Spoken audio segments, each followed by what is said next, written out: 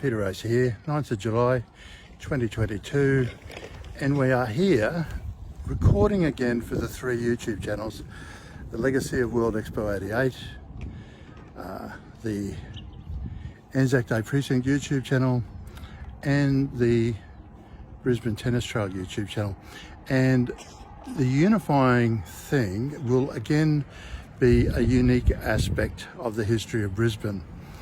And I've decided to do this primarily because Jason was running Taste of the Trail event again, not as a special lead up to the 35th anniversary, but really as a result of his passion for food and World Expo 88. And also I'd received a little bit of criticism from people saying, there's more to Brisbane's history in the sporting field than tennis. And yes, that's right. There is indeed the tie test where Wally Grout ran the run that brought it to a tie, then got out. The final player for Australia got out, and so resulted in the world's first tie test at the Gabba. Very important. Now, let's move on to other aspects. So as we record and taking advantage of Jason's quite amazing epic trail ride that he's organised, let's look into the cultural aspect of what's unique about Brisbane. And one should be mentioning punk bands like the Saints, which were world leaders in their genre. One should also, however, think of Doctor Who. And this YouTube is primarily about fleshing out the detail of the unique aspect of Doctor Who in the narrative of Brisbane.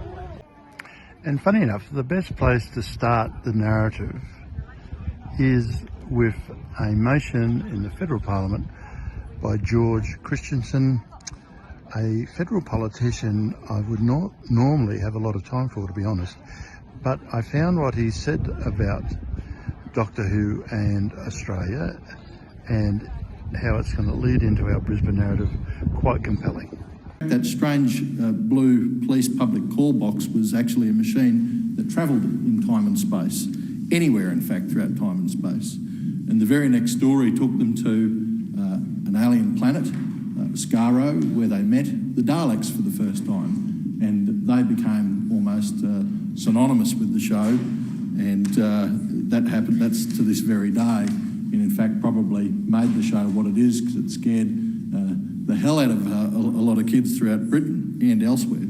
For 5 decades, the show Doctor Who has enthralled audiences right across the world, particularly in the Anglosphere, and Australia being one of those countries where the enthrallment has occurred. Now, there's been a lot of links between Doctor Who and Australia that people aren't aware of.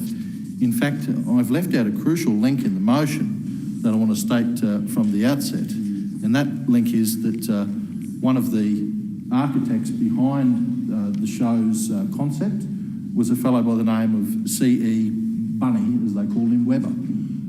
And C.E. Bunny Webber helped with Verity Lambert and Sidney Newman, the other two people behind the show, to come up with the entire concept for Doctor Who.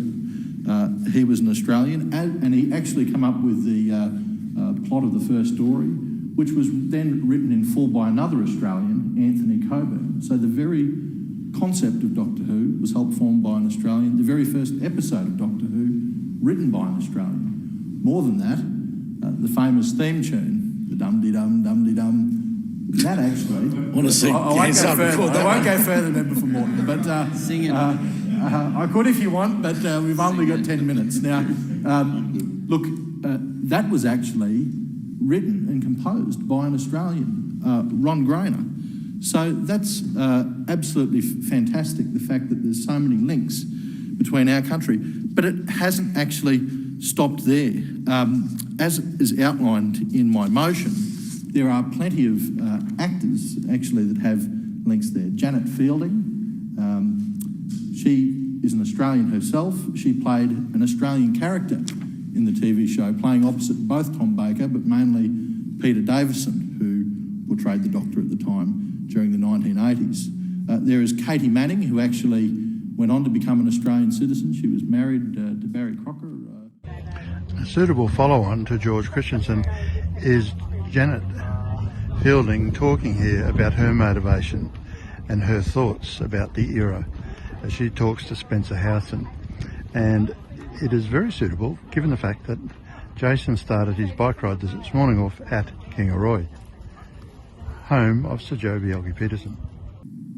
And now the whole feeling about the Australian accent is it's become associated with a very cheerful culture and a can-do culture. And the perception of Australia as a country has changed enormously. But at the time, it was perceived as being out on a limb, blah, blah, blah. And Brisbane, within Australia, was perceived as being the end of the earth. We were, the banana benders. We were, Joe Bjelke-Petersen was the premier. He was ultra right-wing. There was a lot of corruption in Queensland. It was, it was the banana republic of Australia. And that was true. And the other thing to say is that it wasn't a very exciting place in which to live if you were young. There weren't a lot of music venues. There wasn't a lot happening. It was, and it was known for having absolutely no nightlife whatsoever. And as we watch the legendary Ford team here putting together the meals, we can now have a listen to Tegan, or the actor, playing Tegan, roast Brisbane quite unbelievably. It's a zero room anyway. The doctor said something about null interfaces. I suppose it's some sort of neutral environment, an isolated space cut off from the rest of the universe. He should have told me that's what he wanted. I could have shown him Brisbane. Well, of course, there's that line when Nissa says the doctor's in the zero room, a neutral environment, an isolated place cut off from the rest of the universe, and you reply, he should have told me that's what he wanted. I could have shown him Brisbane. Yeah. Which sums that up perfectly. Was that in the script, or did you put that in the script? No, that was in the script. And I tried to tone that line down, and I was told no way. But that's perhaps my favourite line in all of Doctor Who. As someone who lives here in Brisbane still, it's so wonderfully self-deprecating. But how did you feel saying that at the time? I felt nervous saying that line at the time because I thought, oh my God, I'm really going to get it in the neck for this one. But it was true about Brisbane, and that's exactly what people said. And the reason, and that came from Gary Downey, from the producer's partner, who was a Sydney-sider. And so, like I was part of that sort of left-wing movement at university. Everybody ended up leaving Brisbane because... Next, as we have a background look at the incredibly hard-working Ford team, let's just have a look at an excerpt in the modern era of Doctor Who and how it's roasted Brisbane. Okay, so, not London 1893, Yorkshire 1893. Near enough. You're making a habit of this, getting us lost. Sorry, it's much better than it used to be. Ooh, I once spent a hell of a long time trying to get a gobby Australian to Heathrow Airport. What for? Search me. Anyway. Braveheart Clara.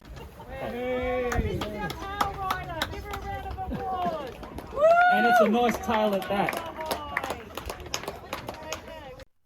So in conclusion, I'm just going to play another clip from the federal parliamentary motion, but I would ask the question, how can we expect the production house of Doctor Who to come to Australia, and hopefully Brisbane, if we don't celebrate our legacies to enable them to have story matter Thank you for listening. But seriously, though, all of this culminates in what I think is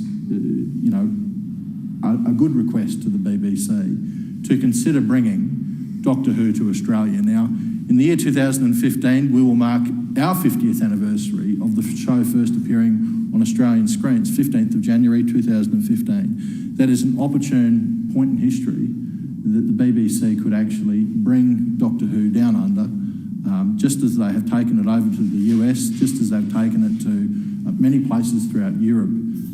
They could take Doctor Who to Australia.